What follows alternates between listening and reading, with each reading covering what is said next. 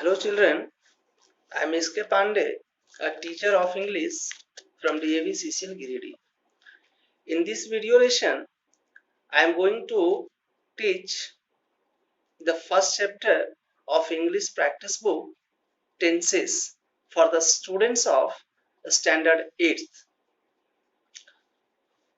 Earlier, I taught you the concept of tense and difference between time and tense. But in this video, I am going to teach you the uses of tense. As you know that we read three tenses, three different types of tenses: present tense, past tense, and future tense. And today I am going to start from the first. So the present tense, as we know that we have different parts of present tense. The first is present indefinite. It is also called simple present tense. The second is present continuous. It is also called present progressive or present imperfect. The third is present perfect. And the fourth is present perfect continuous. The first is present indefinite, I mean simple present tense. Children, we must have the concept of simple present tense or present indefinite tense. First, we know the structure of simple present tense.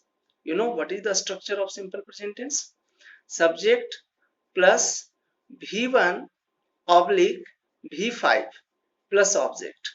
You know children what is V1 and V5? V1 means the main form of the verb.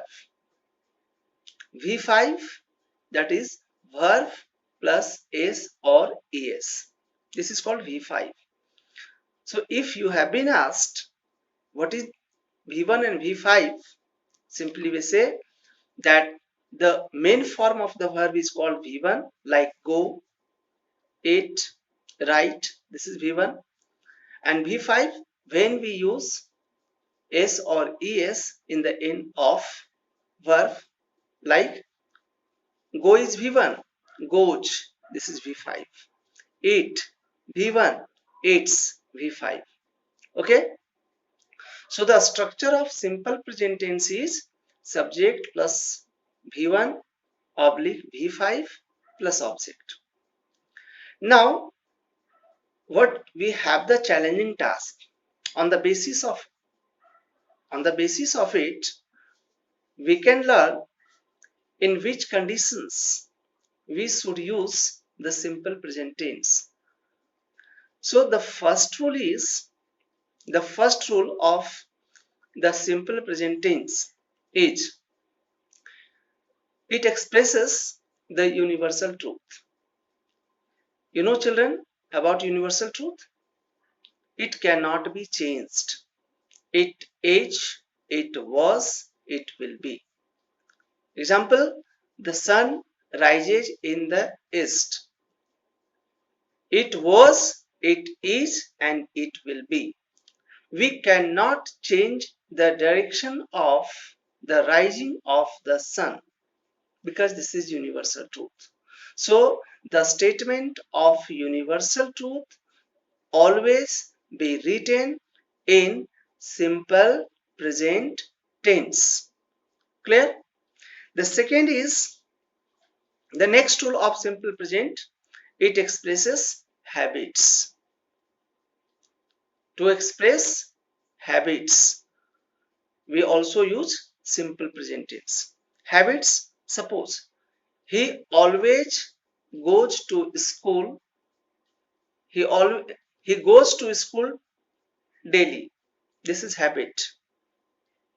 We take brush daily. This is habit.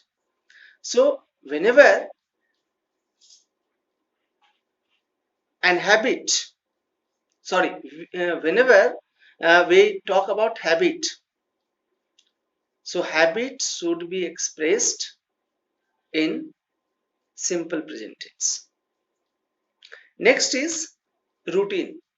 To express routine, we also write simple present tense. Suppose I get up at 6 a.m. This is routine. I go to school at 9 a.m. This is routine. So to express routine, we should write simple present tense. Next is to express advice, request, order. I mean imperative sentence. So imperative sentence always be written in simple present tense. Next tool is to express future time. You know, children, what is future time? Future time is like tomorrow, next day, next week, next month, next year, the following day, the following month, following week, following year. These are future time. So in the sentence, if there is the use of future time, the sentences should be written in simple present tense. Next rule, what we do oftenly, like always, rarely. So in this case, we also use simple present tense. We always go to school. Next is present continuous. Present continuous, the structure is subject plus is plus V4 plus object. And the rules are, the first is to talk about an action going on at the time of speaking. So in present continuous, what we do, what we use. So if there is the structure of is we write the appropriate form of the verb. I mean to say verb plus ing. I am teaching you. This is example. I am teaching you. They are playing now. So means the action is continue at the same time when we are talking about. This is called present continuous. Next is to talk about action going on these days just at the time of speaking. This is what I want to say. Anyway, so children, in this way we learn. Now the next is present perfect. The structure of present perfect tense is subject plus has oblique have plus V3 plus object. So if in the sentence there is the use of has or have, after that we write the third form of the verb. Example, I have written a letter. She has gone to Patna. So has, after has, there should be V3, that is the third form of the verb, gone. In this way, the last of present tense is present perfect continuous, and the structure is subject plus has been oblique have been plus V4 plus object. Sometimes we also see in the sentence for oblique since. So if there is the use of for or since, we must know that this sentence would be written in present perfect continuous. Means we should use has or have according to subject and then V4. If there is not, if I mean to say, if for or since has not been used and the structure is only subject plus has been, then dash, and you have been asked to use the appropriate form of the verb. In that case, we write the fourth form of the verb. That is, I have been teaching you. So have been, has been. We use before. Anyway, now the next is past tense. Past means simple. The first is simple past. Children, in simple past tense, what we need to know, if there is the past time. What is past time? Like yesterday, the previous day, the previous week, the previous month, the previous year, and ago, the last day, last week, last month, last year, such words. So this is past time. So if there is the use, if there is the use of past past time, the sentences must be written in simple past tense. Suppose I dash to Patna, and in bracket I dash to Patna yesterday, and in bracket the verb is go. So since there is the use of yesterday, yesterday is past time. So that is why we use the appropriate form of the verb, that is in bracket. Here is go. So we should write went. Why? Because in simple past tense, the structure is subject plus second form of the verb plus object. So I went to Patna yesterday. Why there is went? Because of yesterday. Good. So this is simple past tense. Now past continuous. In past continuous, according to subject, we write was or were, was or were, and then V4 plus object. I was writing. I was writing. Why? Because was, after was, we write before. We were dancing. Here is were. After were, we write before. This is past continuous. Next is past perfect. Past perfect. In the past perfect tense, we must know that in such tenses, we write the two works held simultaneously. Here we need to keep in our mind, that is the first work.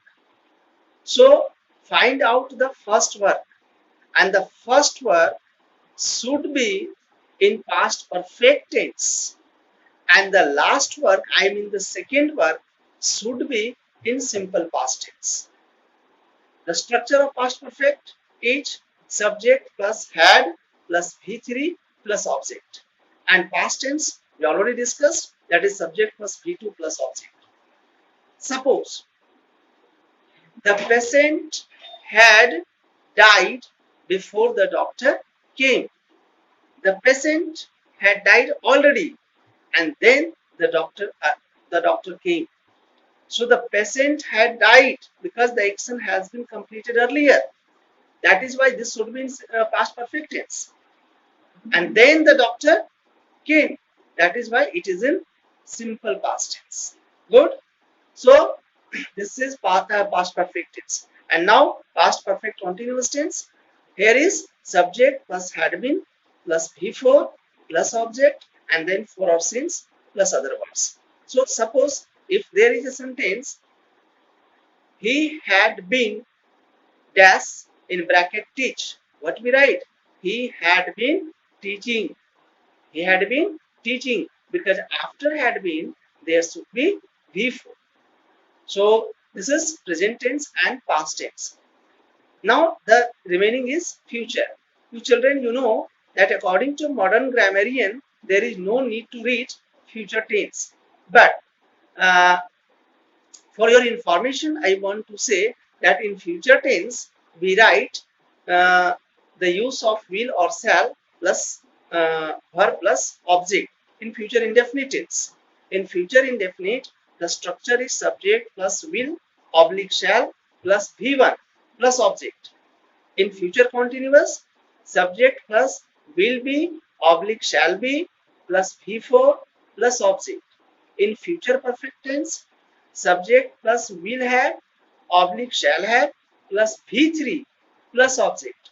And in future perfect continuous tense, the structure is subject plus will have been oblique shall have been plus V4 plus object plus for oblique from plus other words. Children, you should know that in future perfect continuous, we should not use since. Instead of since, we write from. So this is the structure of the tense, and if you listen it, probably you can solve the different worksheet of your chapter number 1, that is tenses. So thank you children. Thank you.